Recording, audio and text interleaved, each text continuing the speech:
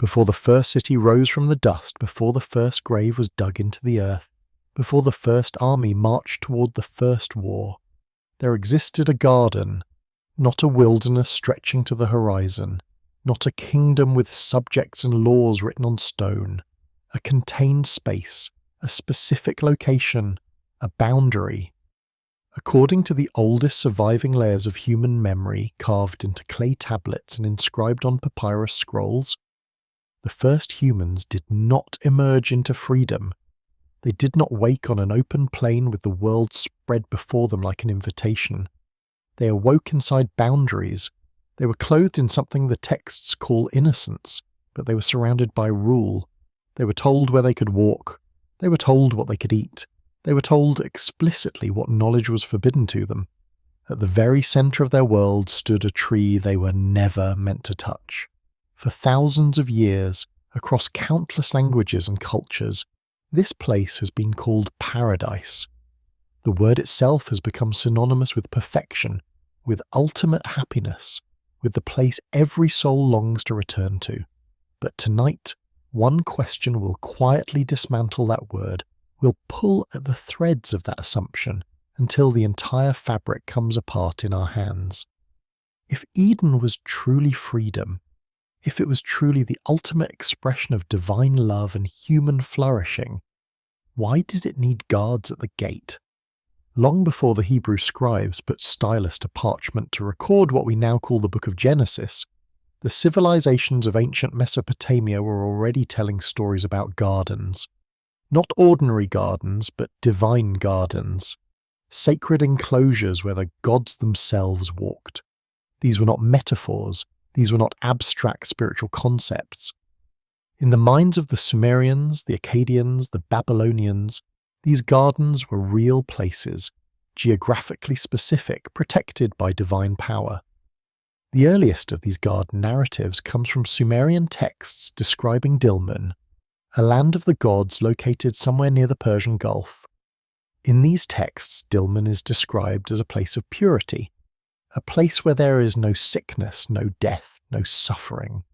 But here is what matters. Dilmun was not open to humanity. It was not a place where humans could simply walk in and make themselves at home. It was restricted. It was enclosed. It belonged to the gods, and human access to it, when it occurred at all, was conditional, limited, and always at the discretion of divine authority. This pattern repeats throughout ancient Near Eastern literature. In the Epic of Gilgamesh, one of the oldest surviving works of literature on Earth, the hero journeys to a garden at the edge of the world where precious stones grow on trees. This garden is guarded. It is not freely accessible.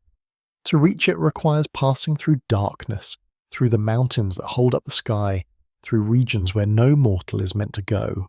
When Gilgamesh finally arrives, he finds the garden belongs to the gods and his presence there is temporary, conditional, and ultimately revoked. The Egyptians had their own version. The Field of Reeds, a paradisal realm where the blessed dead would live forever. But again, access was not automatic. The dead had to pass through judgment, their hearts weighed against the feather of truth. Only those who passed the test could enter. Everyone else was devoured by Ammit, the Soul Eater, and ceased to exist entirely. What all these narratives share is a fundamental structure. The sacred garden is an enclosed space. It is separated from the ordinary world.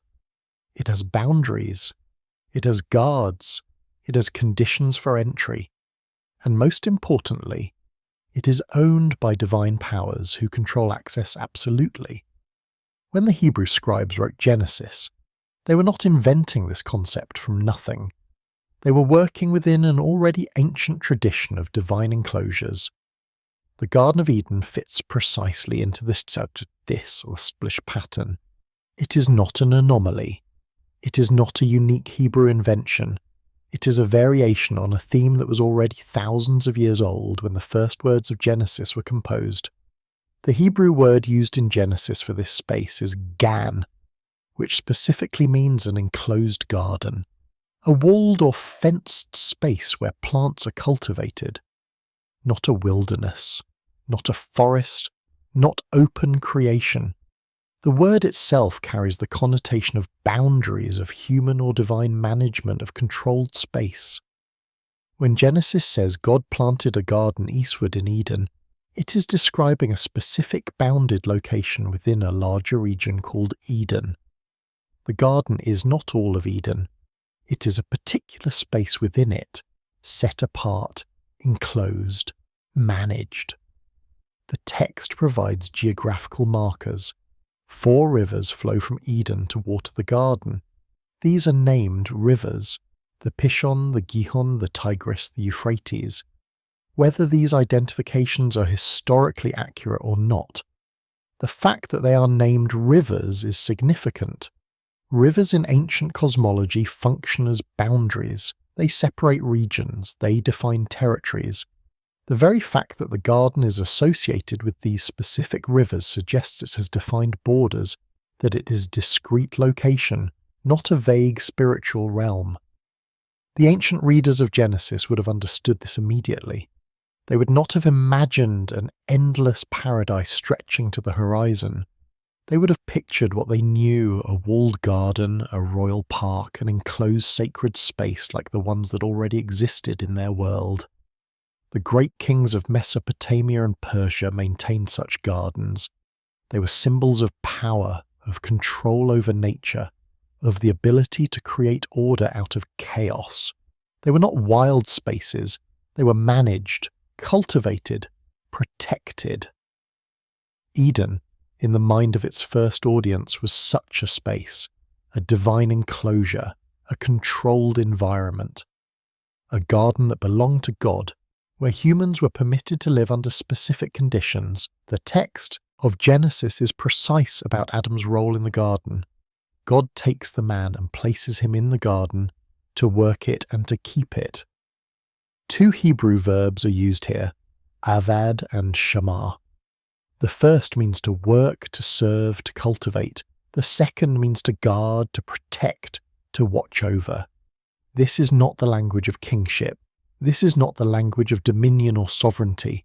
This is the language of employment, of service, of stewardship. Adam is not given the garden. The garden is not his. He's placed inside it to perform specific tasks. He is a worker, a caretaker, a guardian. The garden belongs to Kshu, and Adam's job is to maintain it according to God's design. But guard it from what? This question haunted early Jewish interpreters of the text. If the garden is perfect, if it is a paradise without threat or danger, what is there to guard against? The presence of the verb shamar implies the existence of a threat. It implies that something dangerous could enter the garden. It implies that the boundaries of this space are permeable, that they must be actively defended. Some rabbinic commentators suggested Adam was guarding against his own potential for disobedience. Others suggested he was guarding against demonic forces that might try to enter the garden from outside. Still others suggested the guarding was a kind of spiritual discipline, a way of maintaining the purity of the space through constant vigilance. Whatever the threat was, the fact that guarding was necessary tells us something crucial.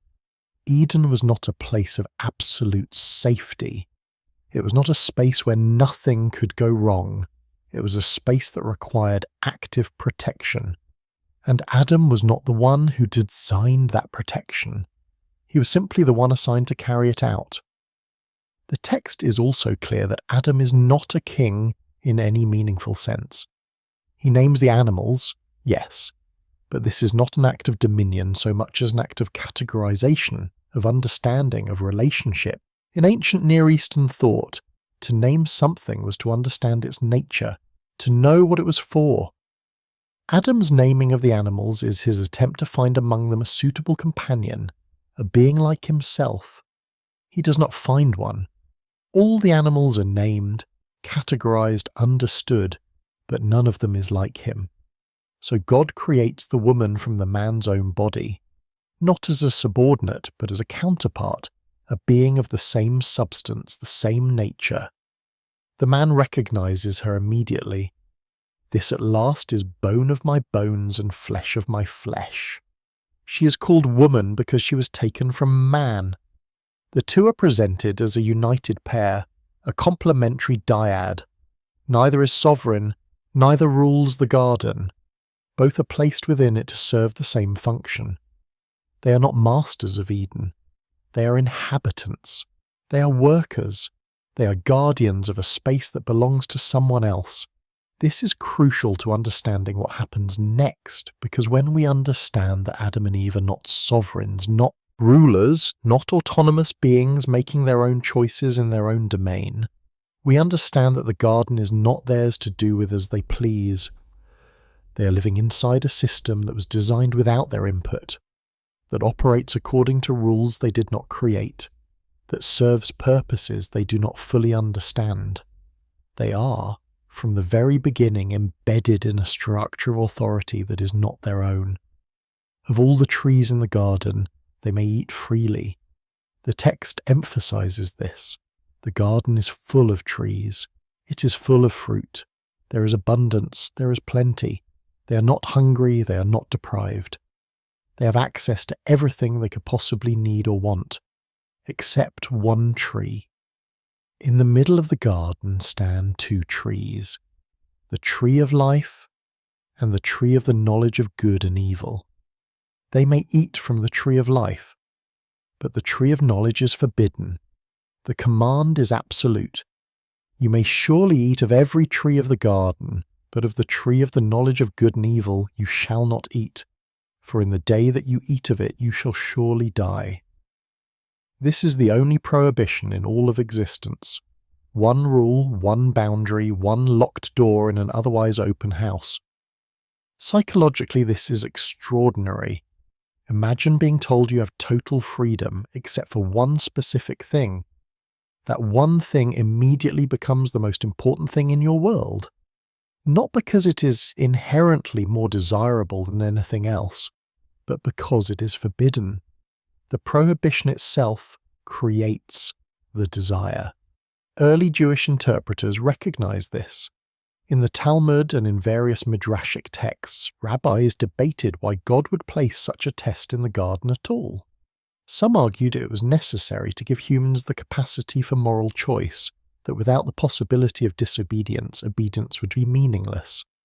Others argued it was a kind of training, a way of teaching humans self-control and discipline. Still others suggested it was a test to determine whether humans were worthy of the immortality they had been given. But all of these explanations assume that the test was pedagogically sound, that it was designed to help humans develop virtue.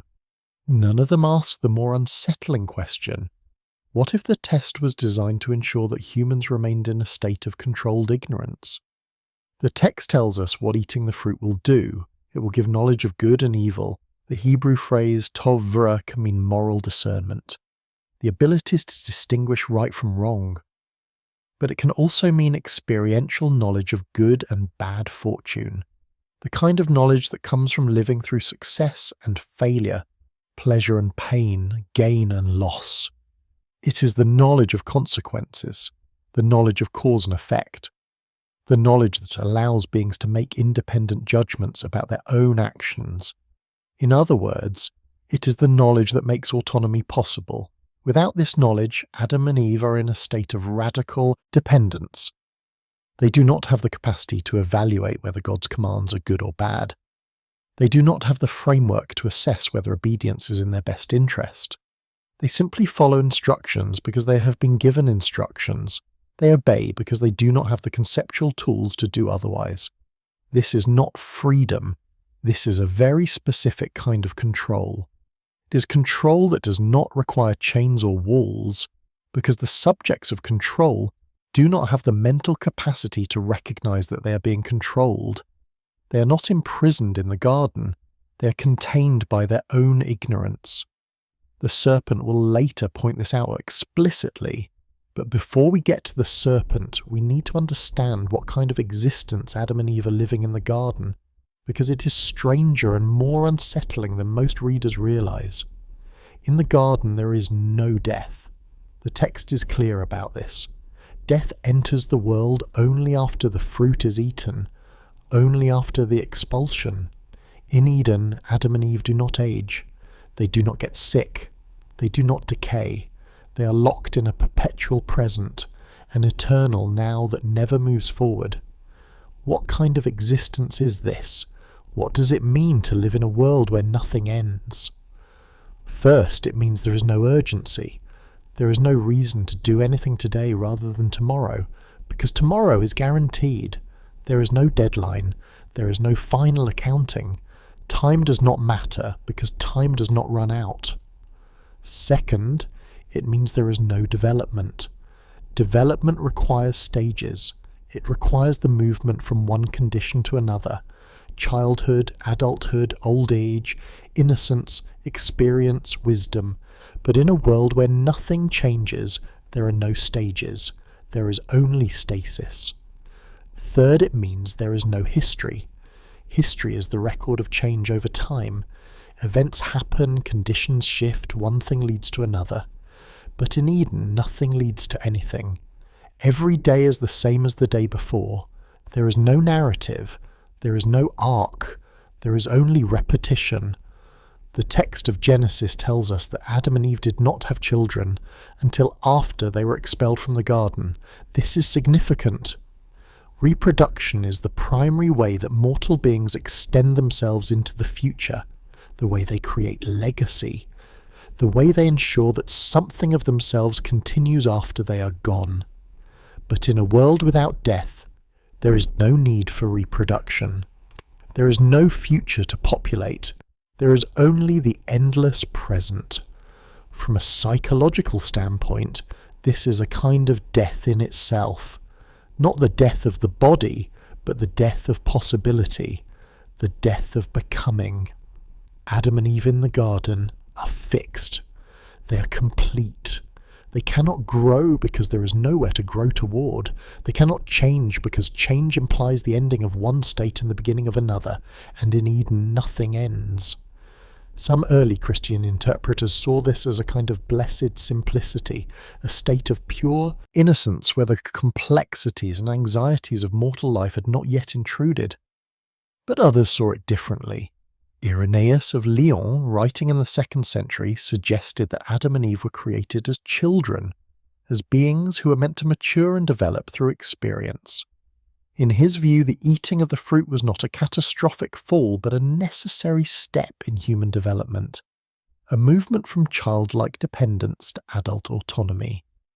This interpretation was controversial because it suggested that the expulsion from Eden was not purely a punishment, but also a kind of liberation, a release from a state of infantile stasis into a state of genuine possibility. It suggested that life outside the garden, for all its suffering and mortality, was actually more fully human than life inside the garden had been.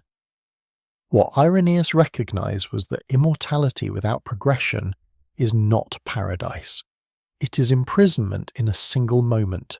It is being frozen in time. And while such a state might be free from pain, it is also free from meaning, because meaning requires narrative, and narrative requires change. The garden offers Adam and Eve eternal life, but it does not offer them a future. And without a future there is no hope, because hope is always directed towards something that has not yet happened, something that is still to come. In Eden, nothing is still to come. Everything already is, and it will continue to be forever, unchanging. This is why the knowledge of good and evil is so dangerous. Because once you have the capacity to envision alternatives, to imagine that things could be different than they are, the eternal present becomes unbearable. Once you can conceive of change, stasis becomes a prison. Genesis chapter 3 begins with the serpent, but before we get to the serpent, we need to address what comes later in the same chapter, because it reveals something about the structure of life in the garden that most readers overlook. After Adam and Eve eat the fruit, the text says, "They heard the sound of the Lord God walking in the garden in the cool of the day, and the man and his wife hid themselves from the presence of the Lord God among the trees of the garden." God is walking in the garden, physically, audibly. His presence is detectable. He makes sound as he moves. This is not a metaphor. This is not symbolic language. In the context of ancient Near Eastern cosmology, gods had bodies. They walked, they talked, they ate, they dwelled in temples where their statues represented their real presence. The idea that God would walk in a garden is not strange or figurative in this context, it is simply what gods do. But here is the important part. This is presented as a regular occurrence. The phrase "in the cool of the day" suggests a habitual action, a routine. God walks in the garden at a particular time. He is present there. He observes what is happening. Before they ate the fruit, this presence was not a problem for Adam and Eve. They did not hide. They did not experience God's presence as intrusive or threatening. But after they ate the fruit, everything changes. Suddenly they are aware of being observed. Suddenly they are aware of being seen. And this awareness produces fear. This is the birth of surveillance as a psychological reality. Before the fruit, Adam and Eve were observed, but they did not know they were observed. Or if they knew, they did not care. They had no sense of privacy because they had no sense of having anything to hide. But once they have eaten the fruit, once they have knowledge of good and evil, once they have the capacity to judge themselves and to recognize that they have violated a command, the presence of the observer becomes unbearable. They hide. For the first time in their existence, they attempt to escape observation. They attempt to create privacy, to put distance between themselves and the one who sees them. They cover themselves with leaves. They conceal their bodies from each other and from God. The text does not say God did not know where they were. It says God called out to them, "Where are you?" This is not a request for information. God knows exactly where they are. This is an invitation to come out of hiding, to present themselves, to account for their actions. And Adam's response is telling. I heard the sound of you in the garden, and I was afraid because I was naked, and I hid myself. He was afraid. This is the first time fear is mentioned in the Bible. The first emotion that arises after the eating of the fruit is not guilt, not shame, not sorrow. It is fear. Fear of God. Fear of being seen. Surveillance is only oppressive when the one being surveilled has something to hide, when they have an internal life that they wish to keep private, when they have thoughts or actions that they do not want the observer to know about. In Eden, before the fruit, there was no inner life, or rather, there was no division between inner and outer. Adam and Eve were transparent to themselves and to God. They had nothing to conceal because they had no capacity to conceive of concealment. But once they have eaten the fruit, they have an inner life. They have thoughts that are theirs alone. They have judgments. They have knowledge. And they recognize immediately that this inner life is vulnerable, that it can be exposed, that it can be judged by the one who watches.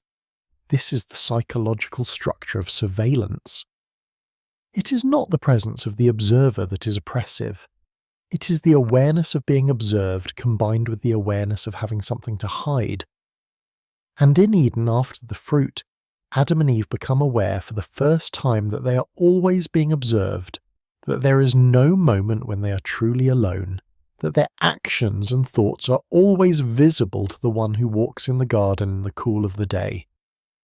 Early Christian monastics were deeply concerned with this dynamic. They understood that the constant awareness of being observed by God was meant to produce virtue, to encourage self-discipline, to keep the monk from sinning even in private. But they also recognized that this awareness could become psychologically unbearable, that the sense of being constantly watched could lead to scrupulosity, to obsessive self-examination, to a kind of spiritual paralysis where every action is second-guessed and every thought is scrutinized for signs of sin. The garden in this sense is the first panopticon.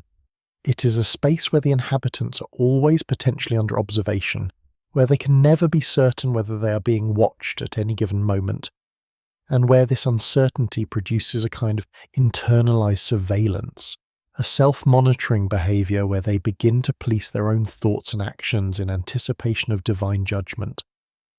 Before the fruit, This system worked perfectly because Adam and Eve did not have the cognitive capacity to recognize that they were being surveilled.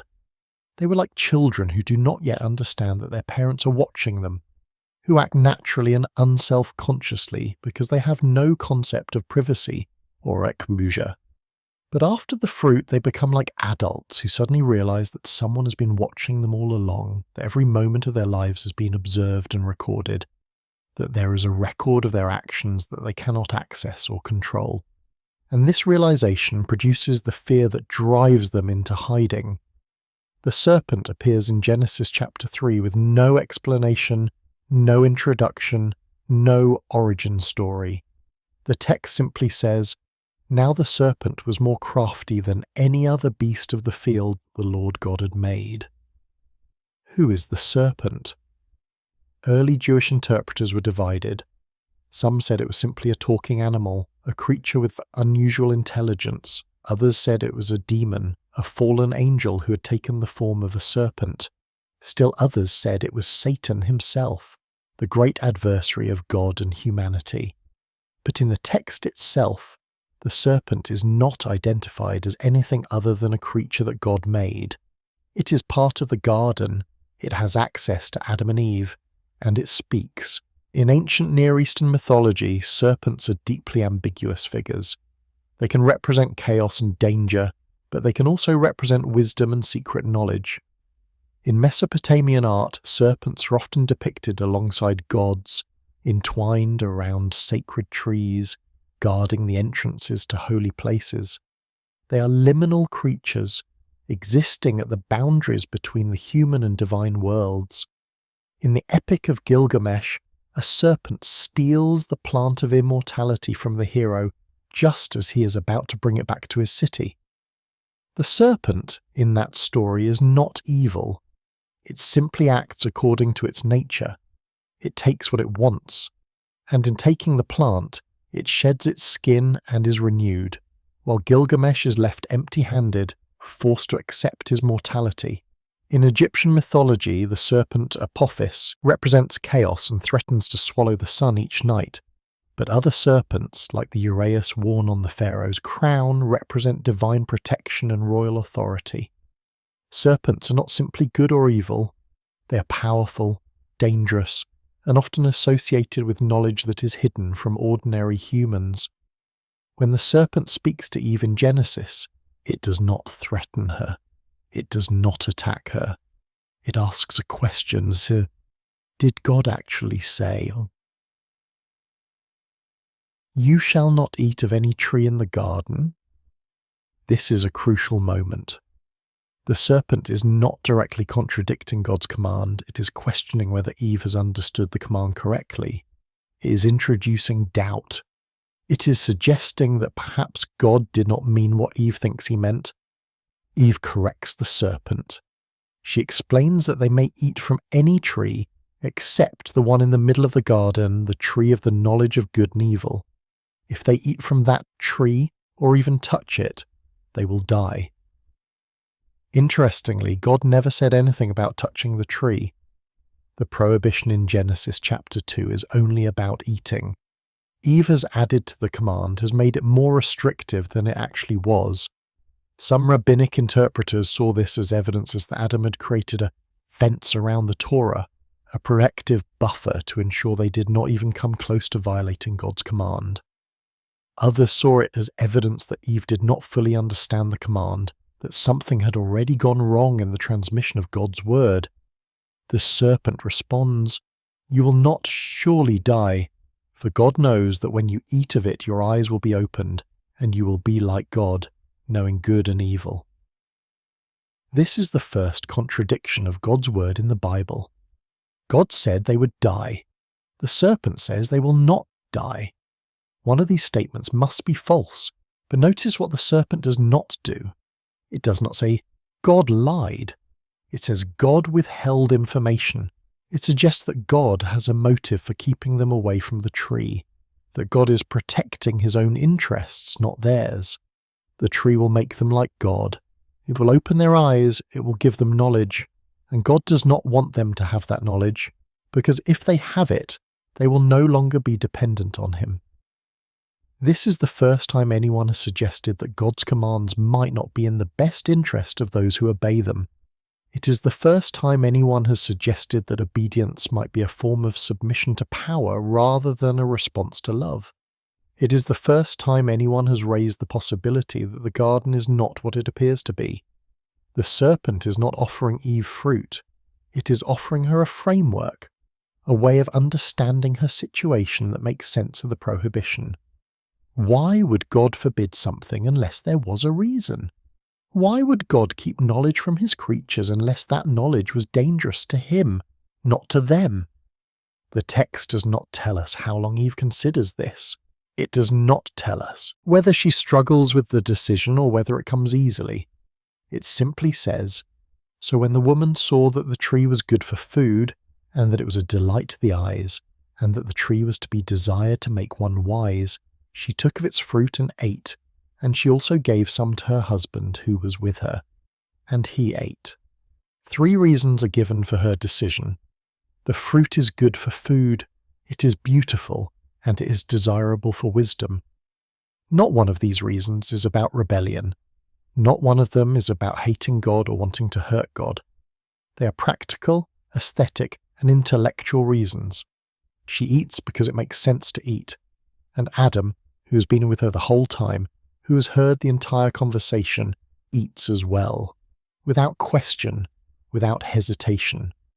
The text gives no indication that he struggles with the decision at all. He simply eats. What happens immediately after they eat is crucial. The text says, "Then the eyes of both were opened, and they knew that they were naked, and they sewed fig leaves together and made themselves loincloths." Their eyes are opened. This is not metaphorical. This is not spiritual vision. This is cognitive change. They see the world differently than they did a moment before. They see themselves differently. And the first thing they see is their nakedness. Not as a neutral fact, but as something that needs to be hidden. They experience for the first time vulnerability, the sense that their bodies can be seen, judged, violated, the sense that they are exposed in a way that is dangerous. Nakedness before the fruit was innocence. Nakedness after the fruit is vulnerability. The same physical state has a completely different psychological meaning. This is the nature of the knowledge they have gained. It is not information. It is not facts about the world. It is perspective. It is the ability to see themselves from outside themselves, to judge themselves, to recognize that they can be judged by others. It is reflexive consciousness, self-awareness, the birth of the observing ego. Early Christian theologians called this the fall. They saw it as the corruption of human nature, the introduction of sin into the world. But not all of them agreed on what exactly had been corrupted. Some said it was the will, that Adam and Eve had chosen to disobey, and therefore all their descendants inherited a will bent towards disobedience. Others said it was the intellect, that the knowledge of good and evil had somehow damaged their capacity to think clearly about moral questions. Still others said it was the body, that the eating of the fruit had introduced death and decay into human flesh. But there is another way to understand what happened. The change is not corruption, it is development. Adam and Eve move from a pre-conscious state to a conscious state. They move from a condition of dependence and ignorance to a condition of awareness and responsibility. They become, in the words of the serpent, like God knowing good and evil. This is confirmed by what God says later in the chapter. After the curses, after the pronouncement of punishment, God says, "Behold, the man has become like one of us in knowing good and evil. Now lest he reach out his hand and take also of the tree of life and eat, and live forever." God does not deny what the serpent said, he confirms it. The man has become like God. He has gained the knowledge that was supposed to remain divine prerogative, and now he must be expelled from the garden, not because he has sinned in some absolute moral sense, but because he has become too dangerous to remain. The knowledge of good and evil is irreversible. Once you have it, you cannot unknow it. Once you can see yourself as an object, once you can judge your own actions, once you can imagine alternatives to the present situation, you cannot go back to innocent dependence. You cannot unknow that you are being controlled. This is why the expulsion is necessary. Not because God is angry, though he may be, not because Adam and Eve must be punished, though they are, but because they can no longer function in the system that the garden represents. They are now conscious beings, autonomous agents with the capacity to make their own judgments, and such beings cannot live in a space designed for unconscious obedience. The act of eating the fruit is not violent, it is not loud, it is not dramatic. It is a quiet, private decision to do something that has been forbidden. And in making that decision, Adam and Eve step across a threshold. They become subjects in their own lives rather than objects in someone else's design. The tragedy is not that they gained knowledge. The tragedy is that the price of knowledge is expulsion from the only home they have ever known. God's interrogation of Adam and Eve after they eat the fruit is one of the most psychologically complex scenes in Genesis. God asks questions, but not because he needs information. The text makes clear that God already knows what has happened. He asks questions to force Adam and Eve to account for themselves, to speak what they have done, to bring their hidden actions into the light. He calls to Adam, "Where are you?" Adam responds, "I heard the sound of you in the garden, and I was afraid because I was naked, and I hid myself." God asks, "Who told you that you were naked? Have you eaten of the tree of which I commanded you not to eat?" These are rhetorical questions. God is not seeking data. He is creating a structure of confession, a ritual in which the guilty party must speak their own guilt. Adam's response is immediate deflection. "The woman whom you gave to be with me, she gave me fruit of the tree and I ate." Notice what Adam does here. He does not deny eating. He admits it, but he shifts responsibility in two directions. First, to the woman, "She gave me the fruit." Second, to God himself, "The woman whom you gave to be with me." The implication is clear. This is ultimately God's fault. If God had not created the woman, Adam would not have eaten. If God had not placed him in a situation where he could be tempted, he would not have failed. God turns to the woman. "What is this that you have done?" Eve responds with her own deflection. "The serpent deceived me, and I ate." She admits the act but claims deception. She was tricked. She did not understand what she was doing. The serpent is to blame. God does not ask the serpent anything. He simply pronounces judgment. The serpent is cursed, condemned to crawl on its belly and eat dust. Enmity is established between the serpent and the woman, between their offspring forever. Then God turns to Eve and pronounces her punishment. Pain in childbirth and subordination to her husband. Her desire will be for her husband, but he will rule over her. Finally, God turns to Adam and pronounces his punishment. The ground is cursed because of him. He will work the soil in pain, will eat by the sweat of his face, will struggle against thorns and thistles until he returns to the dust from which he was taken. These punishments are not arbitrary. They target precisely the areas of life where Adam and Eve will now exercise their new autonomy. Eve will give birth, will create new life, but the process will be painful. She will desire a relationship with her husband, but that relationship will be structured by power, not by equality. Adam will work the ground, will exercise his labour to sustain himself, but the ground will resist him. Work will be struggle, survival will be exhausting. What is happening here is the establishment of consequences. Before the fruit, actions had no consequences because there were no meaningful actions to take. Life was static, controlled, predictable. But now that Adam and Eve have autonomy, now that they can make choices that matter, those choices produce real effects in the world. And those effects are often painful. Some early interpreters saw these punishments as vindictive, as God lashing out in anger at creatures who had defied him. But others saw them as pedagogical, as God teaching Adam and Eve what it means to live in a world where actions have consequences. Pain in childbirth teaches that creation is costly. Subordination teaches that relationships involve power. Difficult labor teaches that survival requires effort. These are the lessons of mortality. These are the conditions of life outside the garden. And God is not imposing them from outside. He is describing the reality that Adam and Eve have chosen by eating the fruit. They wanted knowledge. This is what knowledge costs. The interrogation scene is also the first time humans speak fear to God. Before this, the text gives no indication of any emotional content in the relationship between God and humanity. God speaks, humans obey. There is no recorded conversation, no exchange of ideas, no emotional intimacy or distance. But after the fruit, the first thing Adam says to God is, "I was afraid." Fear has entered the relationship. The dynamic has shifted from companionship to hierarchy, from trust to suspicion, from transparency to hiding. God is no longer simply the one who walks in the garden. He is the one who judges. He is the one who has the power to punish. He is the one to be feared.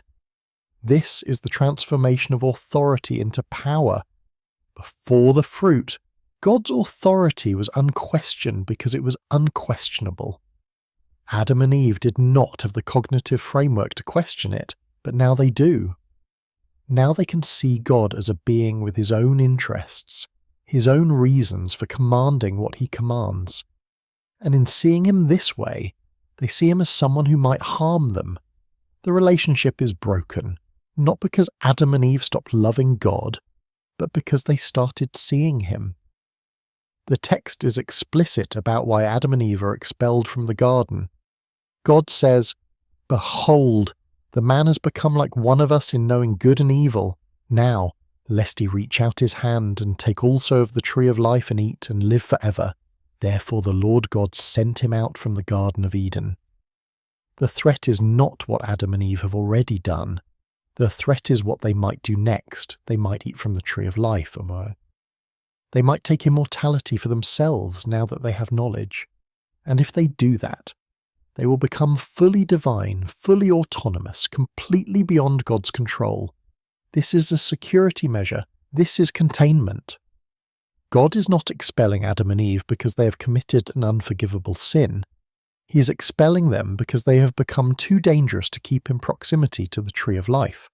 The reasoning is purely pragmatic. If they gain both knowledge and immortality, they will be, in God's own words, like one of us.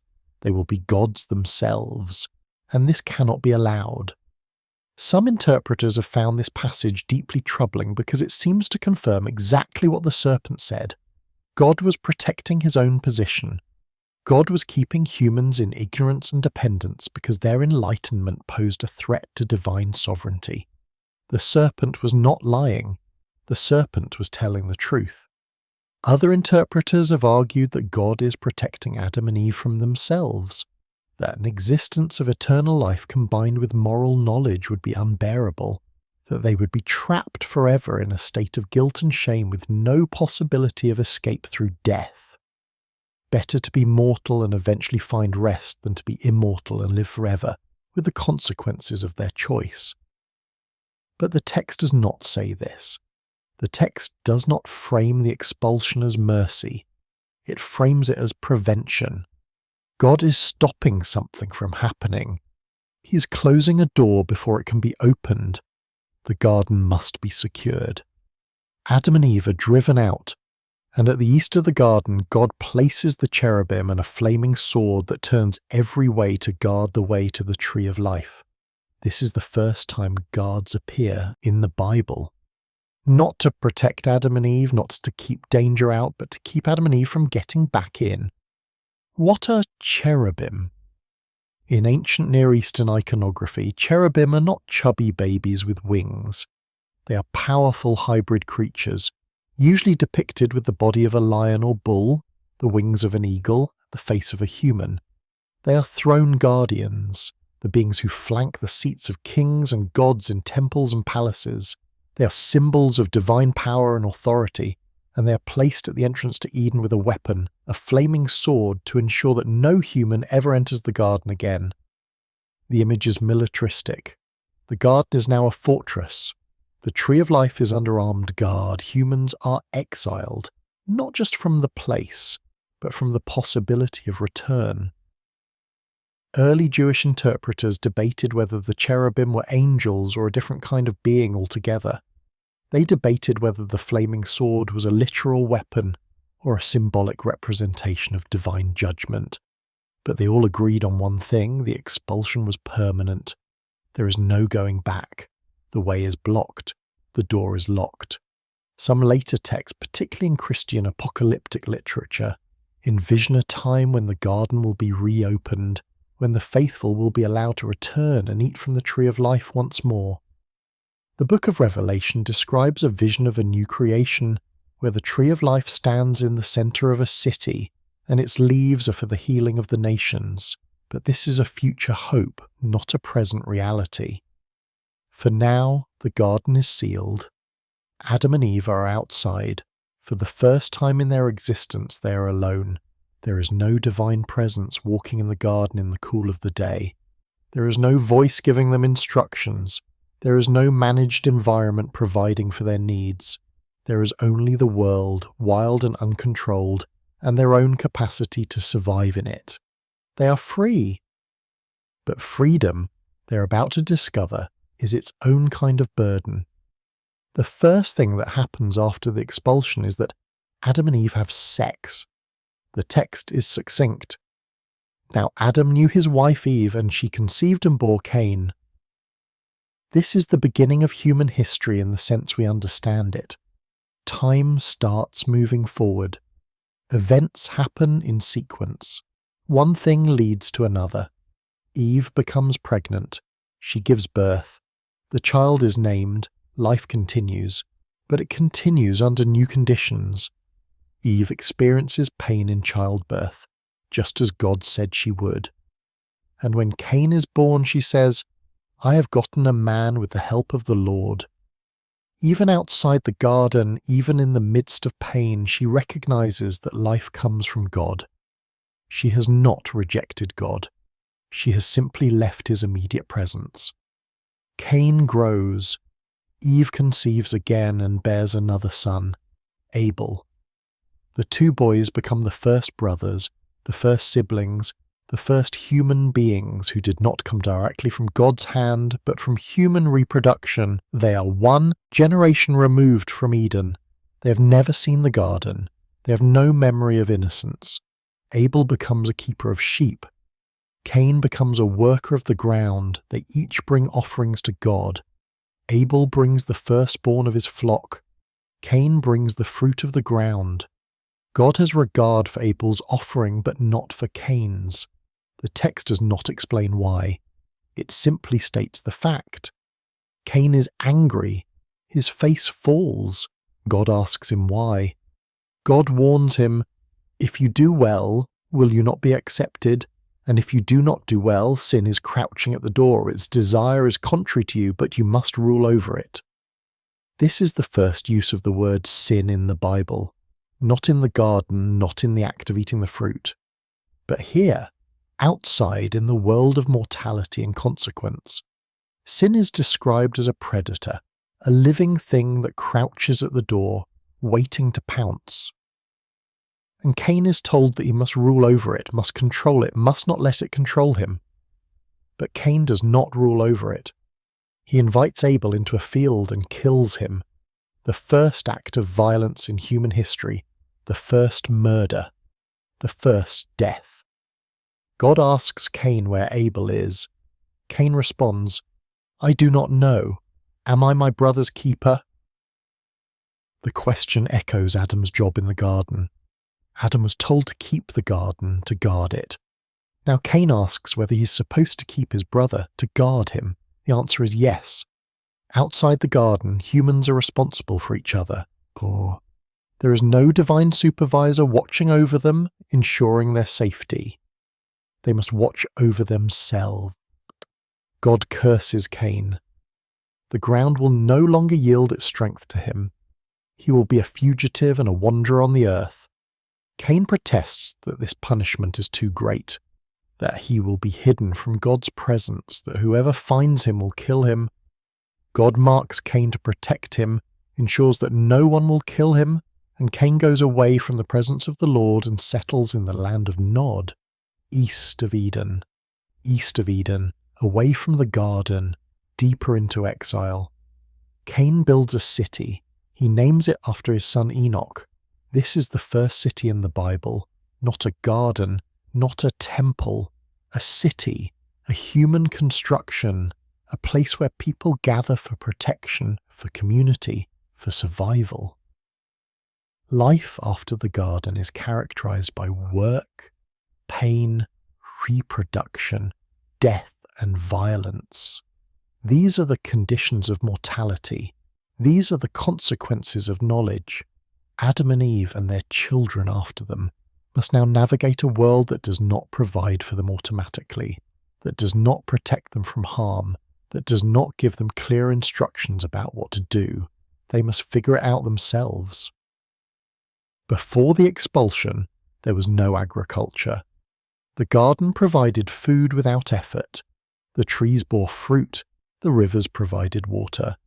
There was no need to cultivate anything because everything was already cultivated, already managed, already abundant. But outside the garden, Adam must work the ground. He must plant seeds, tend crops, harvest grain, and the ground resists him. It produces thorns and thistles. It requires constant attention, constant labour. If he stops working, he stops eating. Survival is no longer automatic. It is contingent on effort.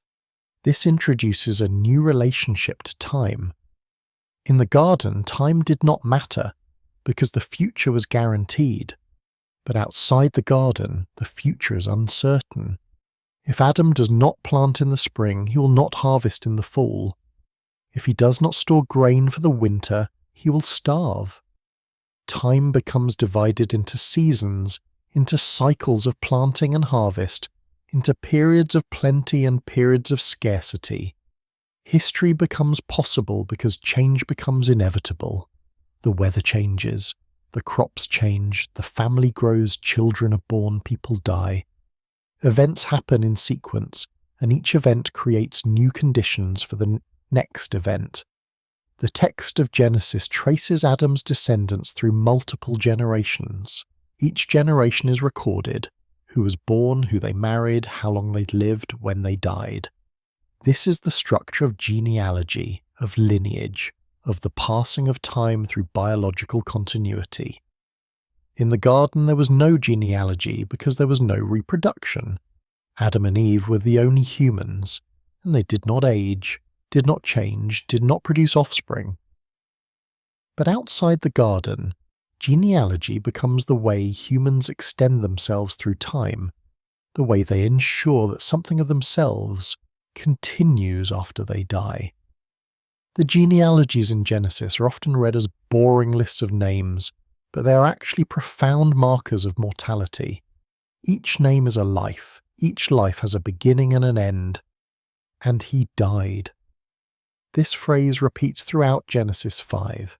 So-and-so lived a certain number of years, and he fathered sons and daughters, and all the days of so-and-so were a certain number of years, and he died.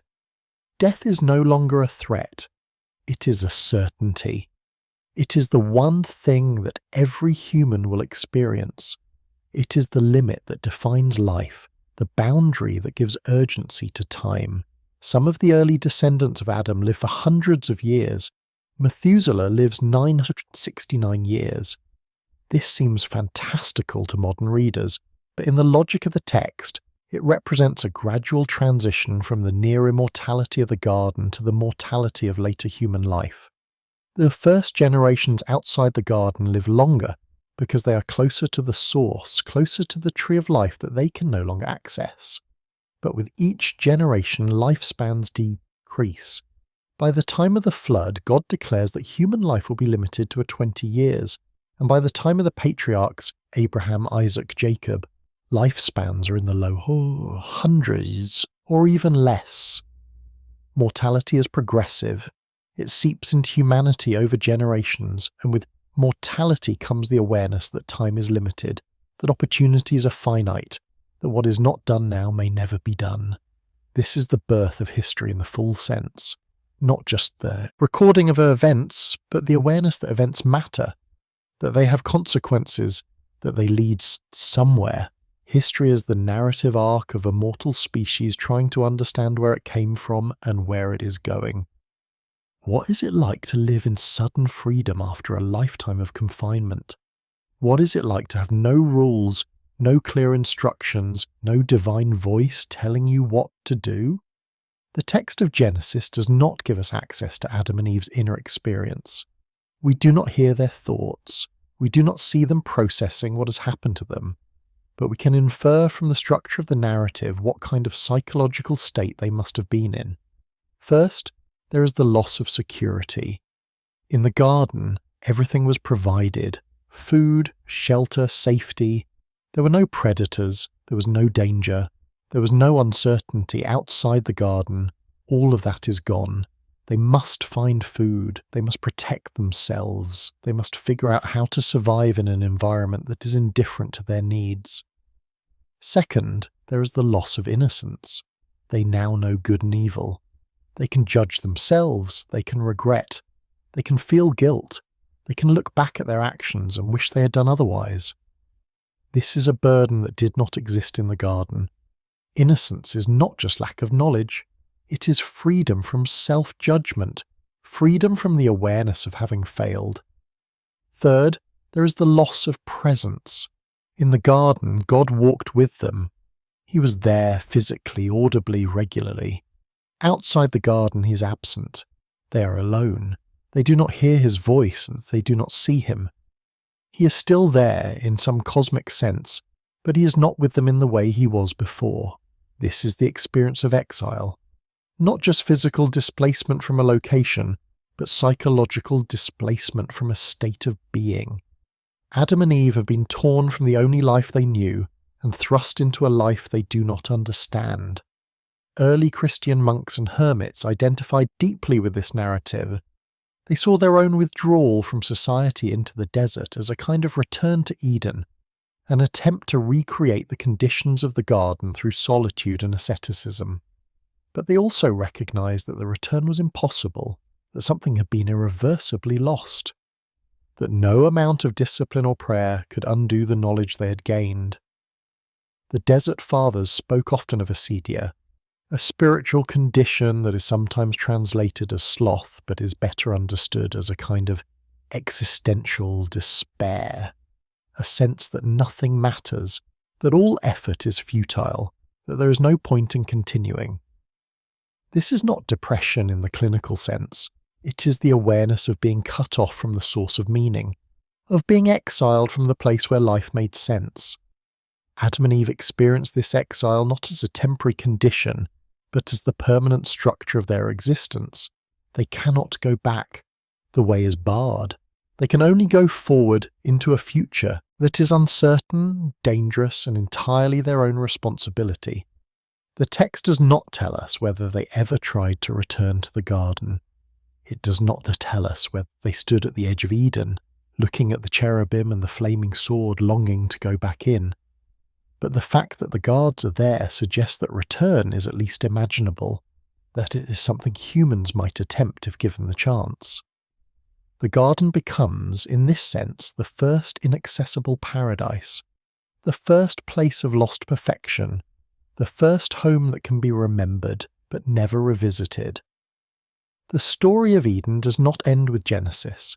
It echoes throughout the rest of the Bible and throughout human religious imagination in countless forms. The Israelites wander in the wilderness for 40 years, longing for the land of milk and honey, a place of rest and plenty. When they finally enter Canaan, they are told to drive out the inhabitants and take possession of the land. But they never achieve complete possession. There is always an enemy at the border, always a threat from outside, the Promised Land is never fully secured. The temple in Jerusalem is built as a replica of Eden. The architecture deliberately echoes the garden. The inner sanctuary, the Holy of Holies, is decorated with cherubim, the same beings that guard the entrance to Eden. Inside the Holy of Holies is the Ark of the Covenant, throne of God on earth. Only the high priest can enter, and only once a year on the Day of Atonement. Everyone else is kept out. The temple is a controlled sacred space, just like the garden. Access is restricted. Rules govern who can enter and when. The space is separated from the ordinary world by walls, by courts, by gradations of holiness. At the centre is the presence of God, and around that presence are layers of protection, layers of exclusion. When the Babylonians destroy the temple in 586 BCE, the event is described in language that echoes the expulsion from Eden. The people are driven from the land. The sacred space is violated. The presence of God departs. The loss of the temple is experienced as a second exile, a second expulsion from paradise. Later Jewish texts imagine a return to Eden in the world to come. The righteous dead will be resurrected and will live in a restored garden where the tree of life is accessible once more. There will be no more death, no more suffering, no more separation from God. The conditions of the garden will be restored, but this time there will be no serpent, no temptation, no possibility of a second fall. Christianity inherits this imagery and transforms it. Jesus is described as the second Adam, the one who undoes the damage caused by the first Adam. Where Adam brought death, Jesus brings life. Where Adam brought sin, Jesus brings redemption. The cross becomes the new tree of life, and those who eat of it, through the Eucharist, gain eternal life. In the book of Revelation, the final vision of the new creation includes a city, the New Jerusalem, at the centre of which is the tree of life. The tree now grows on both sides of a river, and its leaves are for the healing of the nations.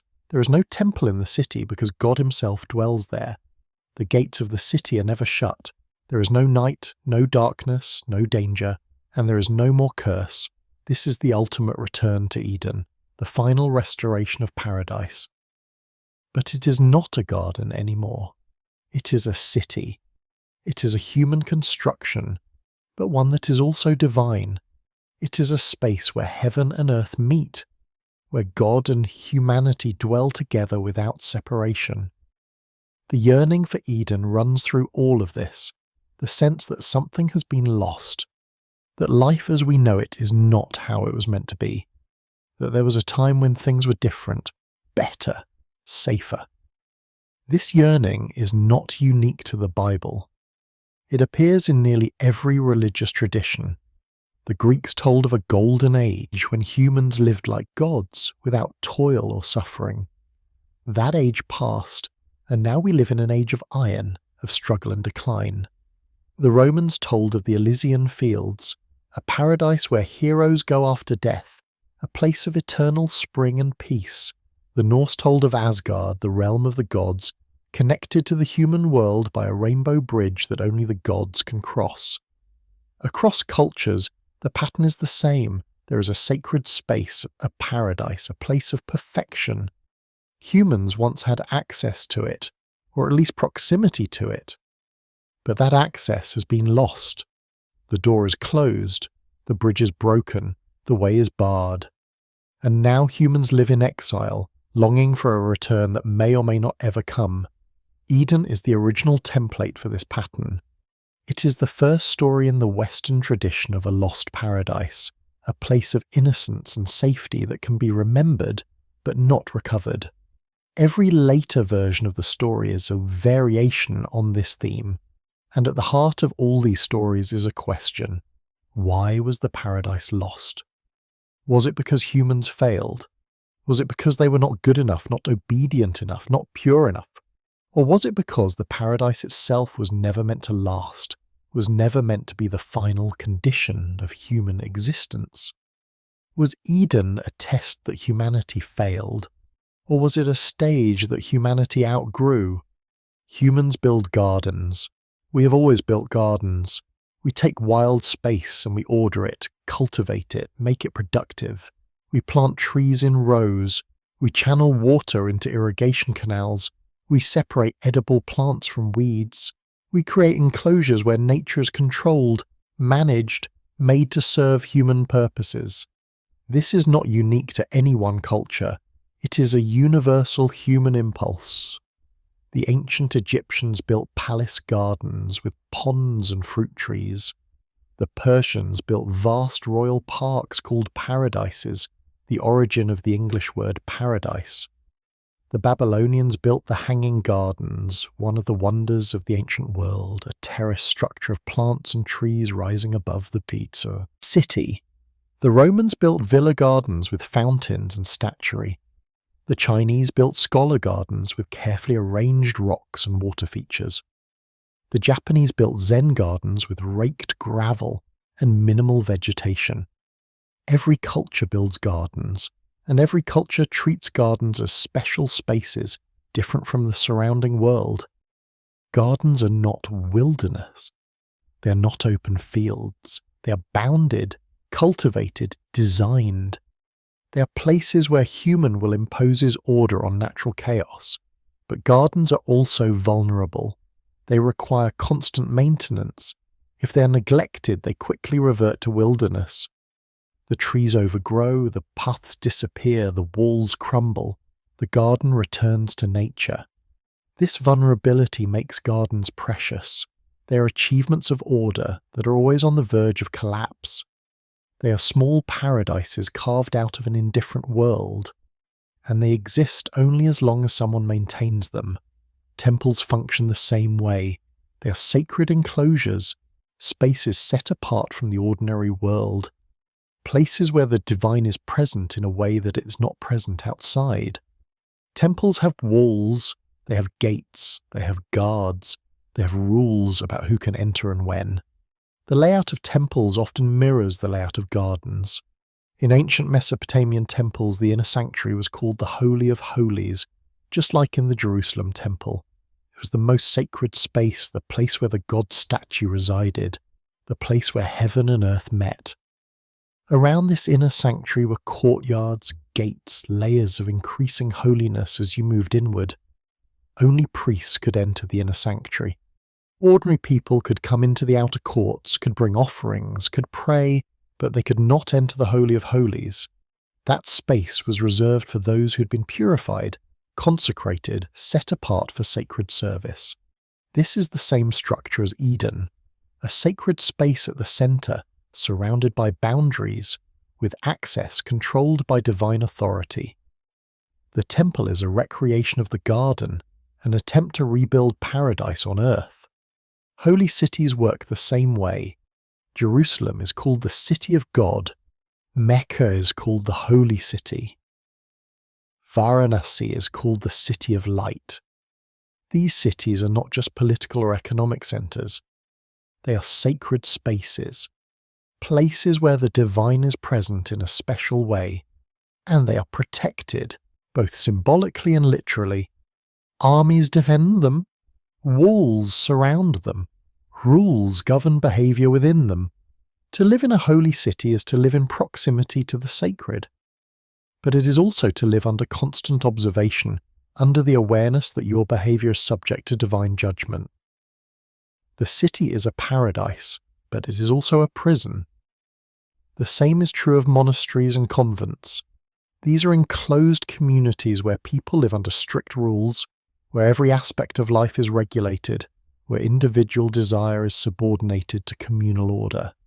The monastery is a garden, a place of peace and safety, but also a place of restriction, of renunciation, of controlled existence. Why do we keep building these spaces?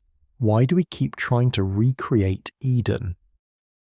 One answer is that we are traumatized by the loss.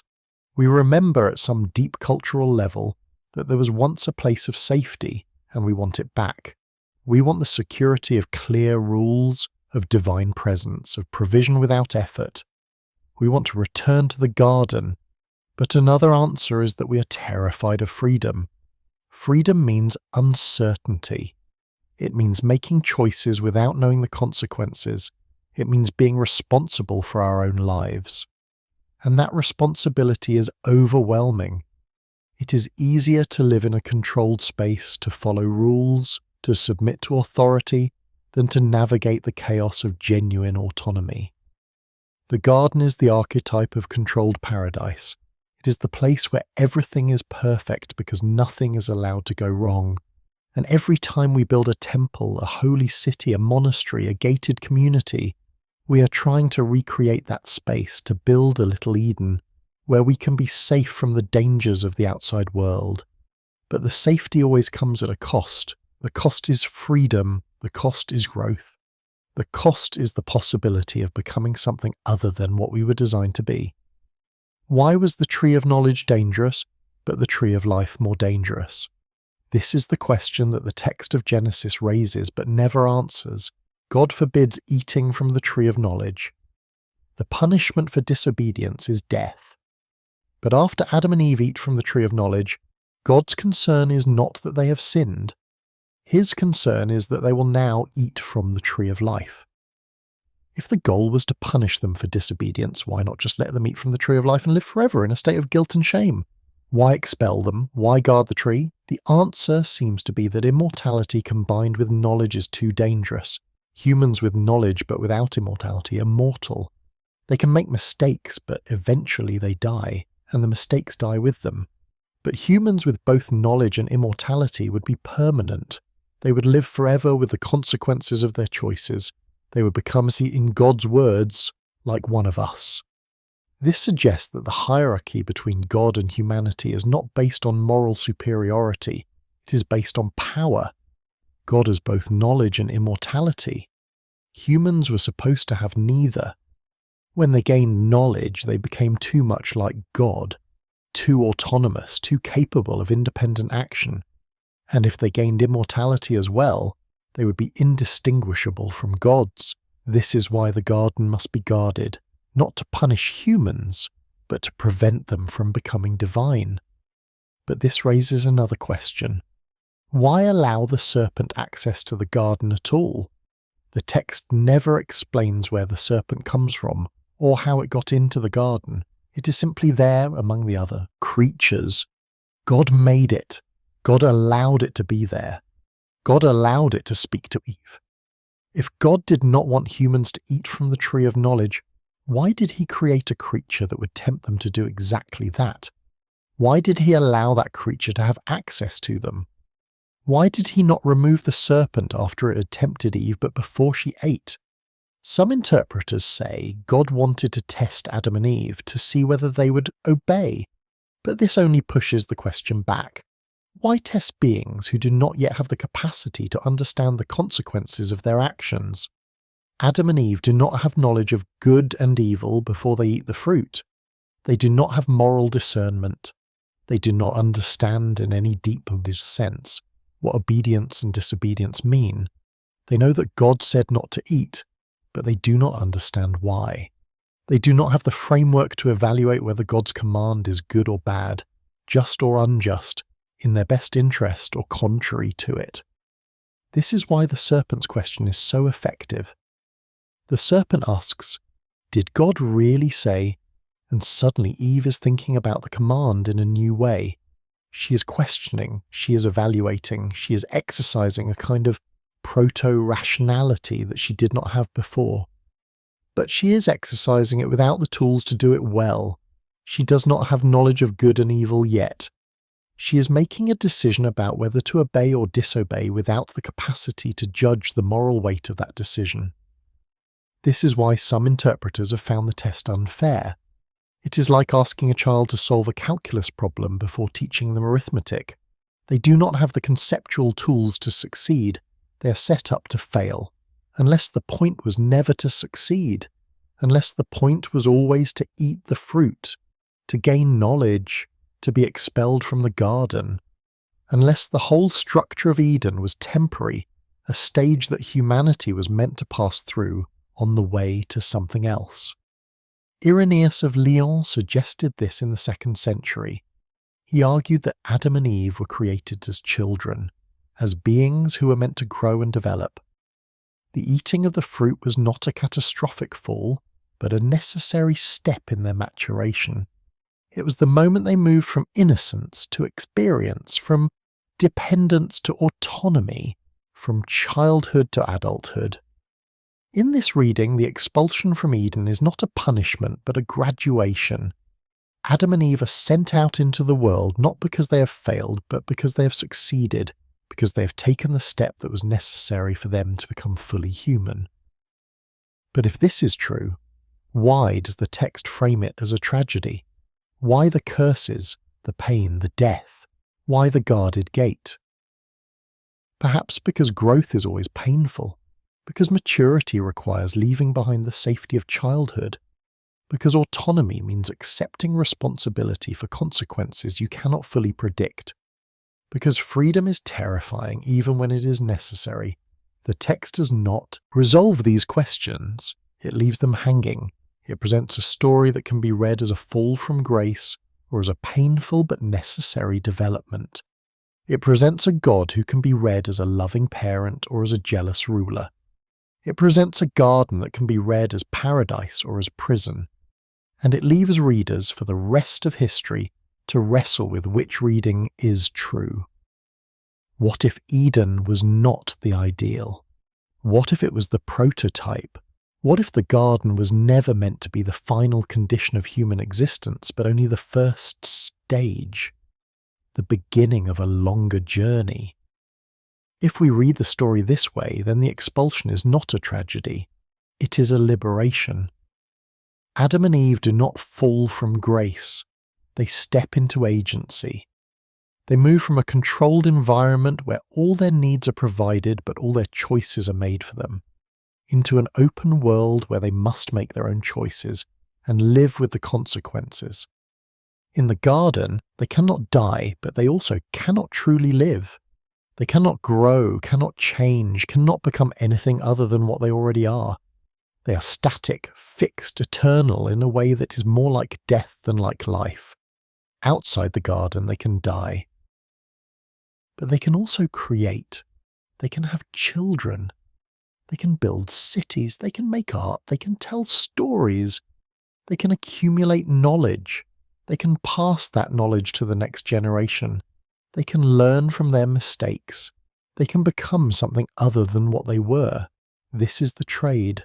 Immortality for mortality, safety for danger, innocence for knowledge, dependence for autonomy. And it is not an even trade. The garden offered comfort without cost.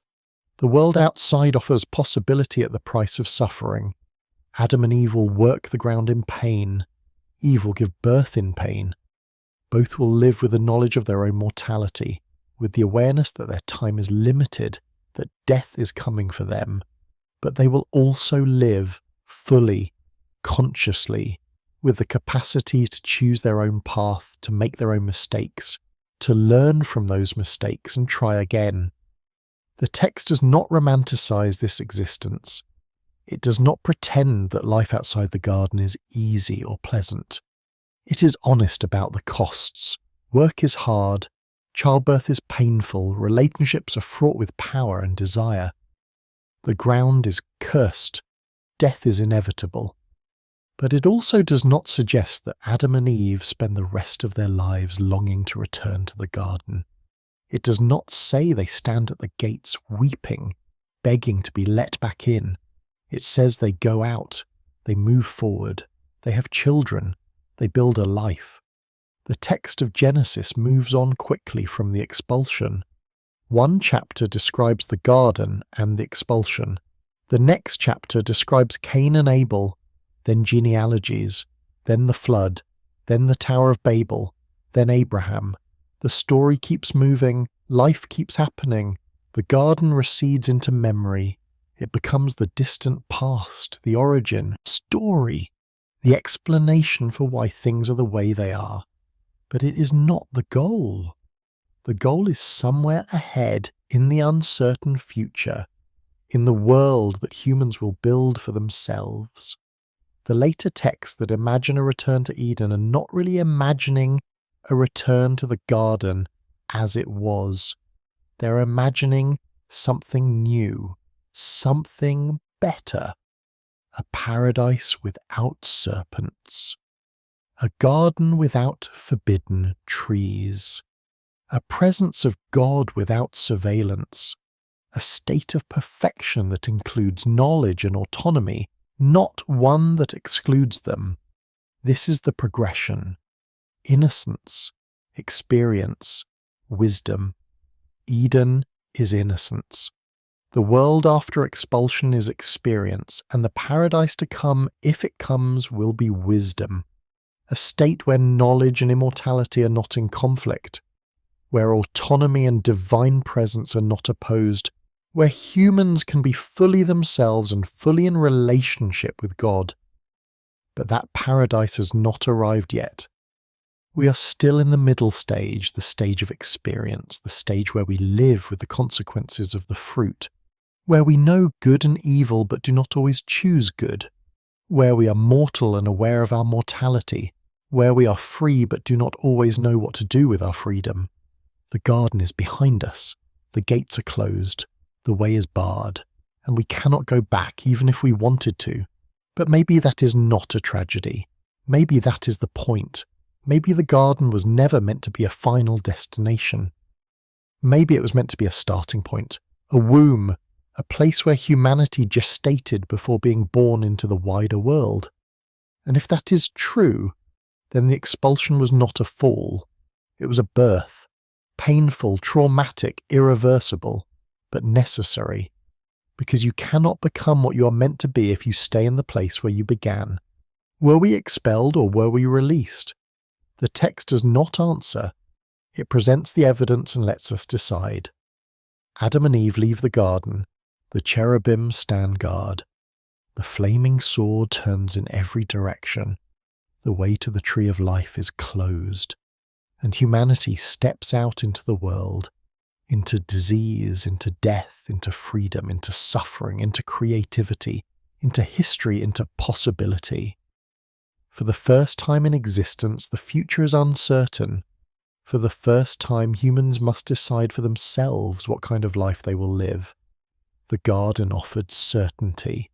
The world offers choice. And every human born since that day has inherited that choice. To long for the garden, for the safety of clear rules and divine provision, or to embrace the world with all its danger and uncertainty and terrible freedom, to wish we could go back, or to accept that there is no going back, that the only direction is forward into the unknown. The story of Eden does not end with an answer. It ends with a question, and that question echoes through every generation, through every culture, through every human life. What will we do with our freedom? What will we build with our knowledge? How will we live, knowing that we will die? These are the questions that Adam and Eve faced when they left the garden, and these are the questions that every human being faces every day. The garden is closed, the world is open, and the choice is ours.